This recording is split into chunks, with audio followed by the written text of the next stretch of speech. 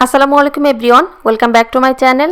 বিকেলের নাস্তা বাচ্চাদের স্কুলের টিফিনের জন্য সম্পূর্ণ নতুন ভিন্নভাবে তৈরি করা একটি নাস্তার রেসিপি দিয়ে আজকের পর্বটা সাজিয়েছি। আজকের পর্বে আপনাদেরকে তৈরি করে দেখাবো ভীষণ মজাদার চিকেন শর্মা স্যান্ডউইচ।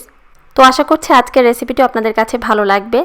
আর লাঞ্চ বক্স নামে ইউটিউবে আমি নতুন একটা রান্নার চ্যানেল ওপেন করেছি, যেখানে বেসিক্যালি বিকেলের নাস্তা বাচ্চাদের স্কুলের টিফিনের জন্য খুব কম সময়ে আপনারা তৈরি করতে পারবেন, ঠিক সেই রকম মজার সব রেসিপিগুলো আপলোড করে থাকি।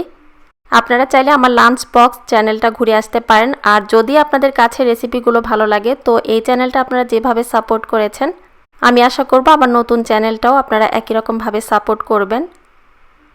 চিকেন শর্মা স্যান্ডউইচের জন্য প্রথমে একটা ডো তৈরি করে নিচ্ছি। একটা মিক্সিং বোলে আমি প্রথমে দিয়ে দিচ্ছি লবণ হাফ টিস্পুন, তারপর চিনি দিয়ে দিচ্ছি এখানে 1 টিস্পুন, ইস্ট দিয়ে দিলাম 1 টেবিল স্পুন, হালকা কুসুম গরম পানি দিচ্ছি 1/3 কাপ। তারপর সব কিছু ভালোভাবে একটু মিশিয়ে নিচ্ছি এবং এটা রেস্টে রেখে দিচ্ছি 10 মিনিটের জন্য। আর 10 মিনিটের ভেতরে দেখবেন যে ইস্টটা বেশ ফুলে যাবে। 10 মিনিট পর এখন ময়দা দিয়ে দিচ্ছি 1 কাপ এবং 1/3 কাপ, তেল দিয়ে দিচ্ছি 1 টেবিল স্পুন। সব কিছু ভালোভাবে মিশিয়ে নিচ্ছি। তারপর হালকা কুসুম গরম পানি অল্প অল্প করে দিয়ে এখানে ডোটা মেখে নিচ্ছি। ডো তৈরিতে এখানে আমি আর পানির পরিমাণটা বলে দিচ্ছি না, আপনারা একটু চেষ্টা করবেন অল্প অল্প করে পানি অ্যাড করে এখানে ডোটা মেখে নিতে। পানি দিয়ে বেশ কিছুক্ষণ সময় নিয়ে ডোটাকে ভালোভাবে মেখে নেওয়ার পর শেষ পর্যায়ে আরও দিয়ে দিচ্ছি হাফ টিস্পুন তেল। হাফ টিস্পুন তেল দিয়ে দেওয়ার পর আরও বেশ কিছুক্ষণ সময় নিয়ে ডোটাকে ভালোভাবে আমি মেখে নিয়েছি। চেষ্টা করবেন এখানে ডোটাকে একটু নরম করে মেখে নিতে, এতে করে দেখবেন যে স্যান্ডউইচটা বেশ ফুলবে এবং অনেক সফট হবে। একটু নরম করে বেশ কিছুক্ষণ সময় নিয়ে ডোটাকে মেখে নেওয়ার পর একটা প্লাস্টিক র্যাপার দিয়ে র্যাপ করে এখন এই ডোটা গরম কোনো জায়গায় রেস্টে রেখে দিব 1 ঘন্টার জন্য। এরই ফাঁকে চিকেন শর্মা স্যান্ডউইচের জন্য চিকেনটা ম্যারিনেট করে রাখবো। একটা বাটিতে এখানে 250 গ্রাম বোনলেস চিকেন নিয়েছি। চিকেনটাকে এখানে পাতলা এবং ছোট করে আমি কেটে নিয়েছি। দিয়ে দিচ্ছি হাফ টিস্পুন মরিচ গুঁড়ো, হলুদ গুঁড়ো দিয়ে দিচ্ছি এখানে 1/4 টিস্পুন, জিরা গুঁড়ো দিয়ে দিচ্ছি 1 টিস্পুন, ধনিয়া গুঁড়ো হাফ টিস্পুন, লবণ দিচ্ছি স্বাদ মতো, তান্দুরি মশলা পাউডার 1 টিস্পুন, তবে হাতের কাছে না থাকলে এটা বাদ দিলেও হবে। আদা রসুন পেস্ট দিচ্ছি হাফ টিস্পুন, লেবুর রস হাফ টিস্পুন, টক দই দিয়ে দিচ্ছি এখানে 1/3 কাপ। সমস্ত মশলার সঙ্গে এখন মুরগির মাংসটা ভালোভাবে একটু মিশিয়ে নিচ্ছি। মশলার সঙ্গে মুরগির মাংসটা ভালোভাবে মিশিয়ে নেওয়ার পর 20 মিনিটের জন্য এটা রেস্টে রাখতে হবে। এটা একটু সময় নিয়ে রেস্টে রাখলে টেস্টটা বেশ ভালো আসে, তবে হাতের কাছে যদি সময় না থাকে তো সরাসরি এটা রান্না করলেও হবে। ম্যারিনেট করে রাখা মুরগির মাংস কিছুক্ষণ রেস্টে রাখার পর এখন চলে যাচ্ছি রান্নাটা করতে। চুলায় একটা প্যান বসিয়ে দিয়েছি, দিয়ে দিচ্ছি 1 টেবিল স্পুন তেল।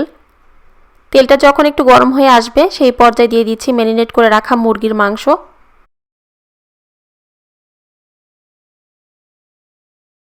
তারপর ভালোভাবে একটু মিশিয়ে নিচ্ছি। মুরগির মাংসটা প্যানে দিয়ে দেওয়ার পর ভালোভাবে একটু মিশিয়ে নিয়ে এখন একটা ঢাকনা দিয়ে ঢেকে মিডিয়াম থেকে চুলার আঁচটা বেশ খানিকটা বাড়িয়ে মুরগির মাংসটা আমি রান্না করে নিচ্ছি।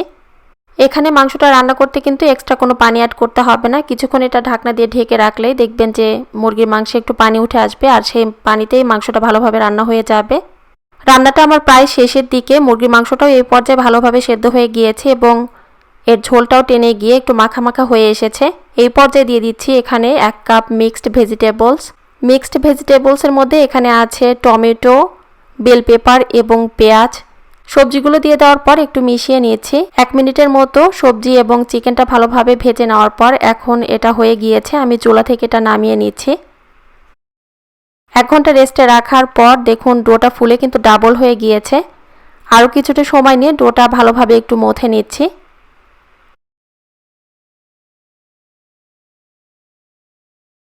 তারপর এখন এই ডোটা সমান 2 ভাগে ভাগ করে নিয়ে একটা ভাগ আমি নিয়ে নিয়েছি। এখানে একটা বেকিং প্যান নিয়ে নিয়েছি, আর প্যানের ভেতরে এখানে একটা বেকিং পেপার লাগানো আছে। তার উপরে অর্ধেকটা ডো নিয়ে হাত দিয়ে এইভাবে চারদিকে ঘুরিয়ে একটা পাতলা রুটির মতো আমি করে নিচ্ছি।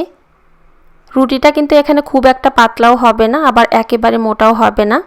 প্যানে রুটিটা এভাবে বসিয়ে দেওয়ার পর এর ওপরে দিয়ে দিচ্ছি টমেটো সস প্রায় 2 টেবিল স্পুনের মতো। তারপর একটা চামচ দিয়ে সসটা রুটির চারদিকে লাগিয়ে নিচ্ছি। এরপর দিয়ে দিচ্ছি মোজারেলা চিজ। আপনারা চাইলে এখানে মোজারেলা চিজের পরিবর্তে অন্য কোনো চিজটাও কিন্তু দিতে পারবেন। মোজারেলা চিজ দিয়ে দেওয়ার পর দিয়ে দিচ্ছি এখানে অরিগানো,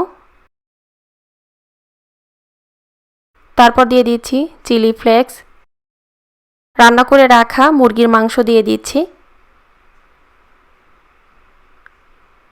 মুরগির মাংসটা এখানে একটু বেশি করে দিলে খেতে বেশি ভালো লাগবে। আর মুরগির মাংসটা আমি চামচ দিয়ে রুটির চারদিকে দিয়ে নিয়েছি। মুরগির মাংসটা দিয়ে দেওয়ার পর তার ওপরে দিয়ে দিচ্ছি আরও কিছুটা মোজারেলা চিজ। আবারও দিয়ে দিচ্ছি সামান্য পরিমাণে চিলি ফ্লেক্স এবং অরিগানো। অরিগানোটা যদি হাতের কাছে না থাকলে তো বাদ দিতে পারেন, তবে দিলে খুব সুন্দর একটা ফ্লেভার পাওয়া যায় এবং খেতেও বেশ ভালো লাগে। বাকি যে অর্ধেকটা ডো ছিল সেই ডো দিয়ে এখন একটা রুটি বেলে নিচ্ছি, তারপর প্যানের ওপরে বসিয়ে দিচ্ছি। হাত দিয়ে চারদিকে রুটির যে ভাঁজটা আছে সেটা আমি বন্ধ করে দিচ্ছি। কালারটা সুন্দর আসার জন্য রুটির ওপরে একটা ডিম ব্রাশ করে নিচ্ছি। তবে আপনারা কিন্তু চাইলে এখানে ডিমের পরিবর্তে দুধটা ব্রাশ করে নিতে পারবেন, সেক্ষেত্রেও কালারটা সুন্দর আসবে। ডিমটা ব্রাশ করে নেওয়ার পর এর ওপরে আরও কিছুটা মোজারেলা চিজ দিয়ে দিচ্ছি। তার উপরে দিয়ে দিচ্ছি আরও সামান্য পরিমাণে চিলি ফ্লেক্স এবং অরিগানো। এখন একটা প্রিহিটেড ওভেনে 355 ডিগ্রি ফরেনহাইটে এটা বেক করব 25 মিনিটের জন্য। তবে এক একটা ওভেনের তাপমাত্রা এক এক রকম হওয়ার কারণে সময়টা কম বা বেশিও লাগতে পারে। আমার এটা ইলেকট্রিক ওভেন। 25 মিনিট এটা বেক করার পর স্যান্ডউইচটা হয়ে গিয়েছে। তারপর এটা ওভেন থেকে আমি বের করে নিয়েছি। স্যান্ডউইচটা গরম থাকা অবস্থায় স্যান্ডউইচের ওপরে হালকাভাবে একটু বাটার ব্রাশ করে নিয়েছি। তারপর এটা আমি কেটে দেখাবো এর ভেতরের কি অবস্থা। আপনারা চাইলে এখানে ওভেনের পরিবর্তে চুলায় যেভাবে কেক বেক করা হয় ঠিক সেমভাবে কিন্তু এখানে এটা চুলাতেও বেক করতে পারবেন। দেখতে পাচ্ছেন ওপরের কালারটাও কিন্তু খুব সুন্দর এসেছে এবং রুটিটাও কিন্তু বেশ ফুলে গিয়েছে। এভাবে স্যান্ডউইচটা তৈরি করে আপনারা বাড়িতে একবার খেয়ে দেখবেন, খেতে অনেক মজার হয়ে থাকে। স্যান্ডউইচটা এখানে কেটে নিয়েছি, আর দেখুন স্যান্ডউইচের ভেতরে যে চিজটা ছিল সেটাও কিন্তু সম্পূর্ণরূপে গলে গিয়েছে। চেষ্টা করেছি সহজ এবং ভিন্নধর্মী একটি রেসিপি শেয়ার করার জন্য। তো আশা করছি আজকের রেসিপিটা আপনাদের কাছে ভালো লেগেছে। আজকের রেসিপিটি দেখার জন্য সবাইকে জানাচ্ছি অসংখ্য ধন্যবাদ। সবাই ভালো থাকবেন, সুস্থ থাকবেন, আমাদের সবার জন্য দোয়া করবেন। আল্লাহ হাফেজ।